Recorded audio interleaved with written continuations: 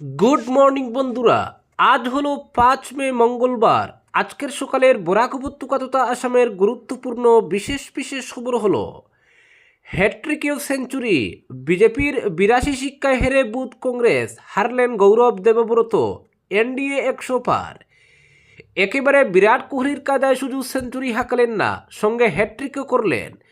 ক্রিকেটের ময়দানে এমন অলরাউন্ডার বিরল না হলেও আসামের রাজনীতিতে এই বিরল কৃতিত্ব অর্জন করে ইতিহাসের পাতায় নাম লিখিয়ে নিলেন ডক্টর হিমন্ত বিশ্ব শর্মা।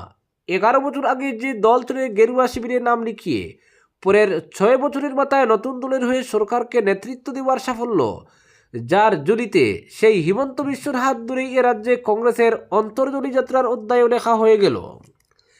টানা তৃতীয়বার ক্ষমতা দখল করল বিজেপি এবং প্রথমবার 2/3 সংখ্যাগরিষ্ঠতা নিয়ে 16 ও 21 সরকার গঠন করলেও ম্যাজিক ফিগার বা জাদু সংখ্যা অতরা ছিল হিমন্ত শর্মাদের। সেই আক্ষেপ মিটিয়ে দিল 26। একাই 82টি আসনে জয় ছিনিয়ে নিয়ে দুর্দান্ত চমক দেখালো টিম হিমন্ত বিশ্ব। জোট শরিক অগপ ও বিপিএফকে সঙ্গে নিয়ে সংখ্যা গিয়ে দাঁড়ালো 102।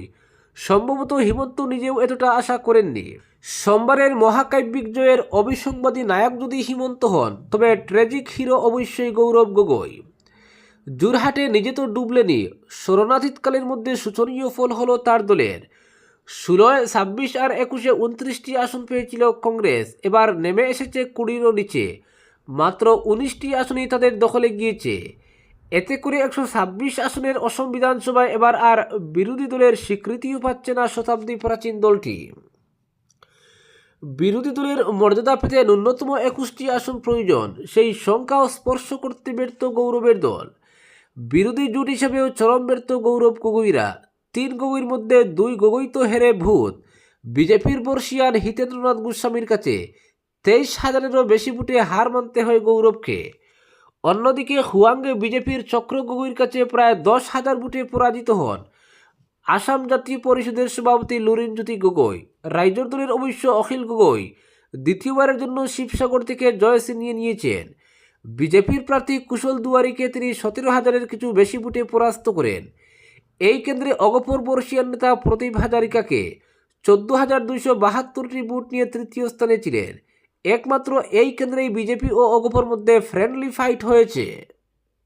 দুদিন আগে গুয়াহাটির বিলাসী হোটেলে বসে ডিকে শিবকুমার, ভূপেশ বাঘেল, জিতেন্দ্র সিংয়ের মতো কেন্দ্রীয় নেতারা বিরোধী জোটের প্রার্থী ও নেতাদের নিয়ে বৈঠকে জোর গলায় দাবি করেছিলেন, এবার পরিবর্তন হচ্ছেই।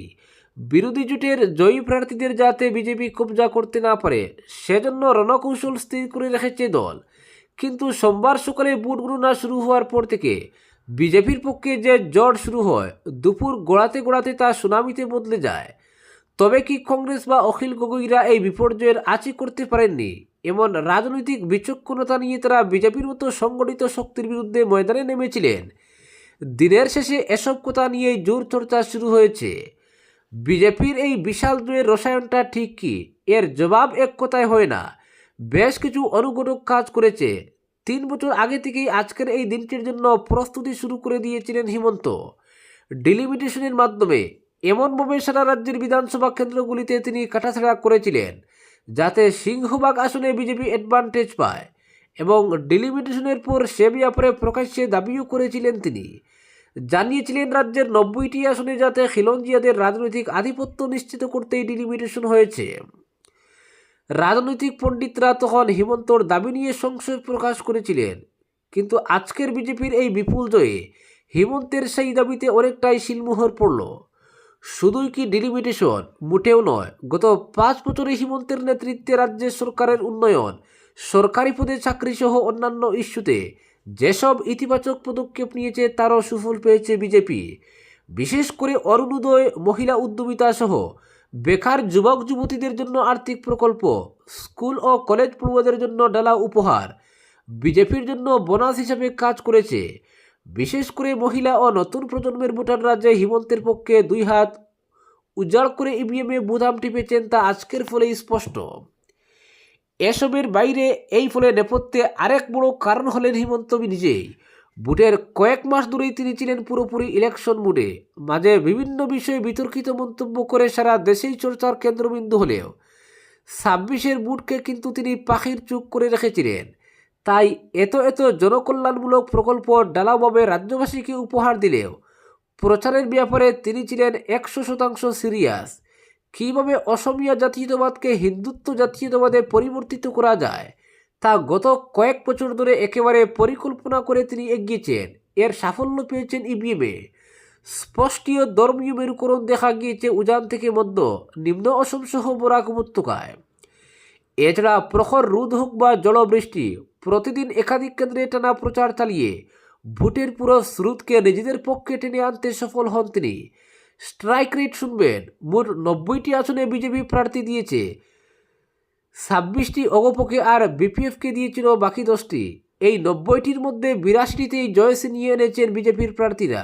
ফলে আজকের দিনে তিনি আসামের বিজেপির বিরাট কোহলি। আর কংগ্রেস নেতৃত্বাধীন বিরোধী জোটের অবস্থা, যত কম শব্দ খরচ করা যায় ততই ভালো। কংগ্রেস, রাইজোর দল, এজেপি, বামপন্থী আর কার্বি আংলংয়ের জন ইংতি কাতারের দল মিলে মোট আসন 21টি। কার্বি আংলংয়ে ইংতি কাতারের এপিএইচএলসি দলকে নিয়ে অনেক জল্পনা ছিল। কমেও 2টি আসনে জয় নিশ্চিত বলে দাবি করা হয়েছিল, কিন্তু একেবারেই শূন্য হাতে ফিরতে হয় তাদের। লুরিনের দল এজেপি ও বামেরাও পুরোপুরি বিগ জিরো। বিদায়ী জনসভায় সবেদন নীলমণি বামেদের একমাত্র বিধায়ক ছিলেন মনোরঞ্জন তালুকদার। ভবানীপুর সরবুগ আসনে বিদায়ী মন্ত্রিসভার প্রভাবশালী মন্ত্রী রঞ্জিত দাসের কাছে তিনি পরাস্ত হন প্রায় 40,000 ভোটে।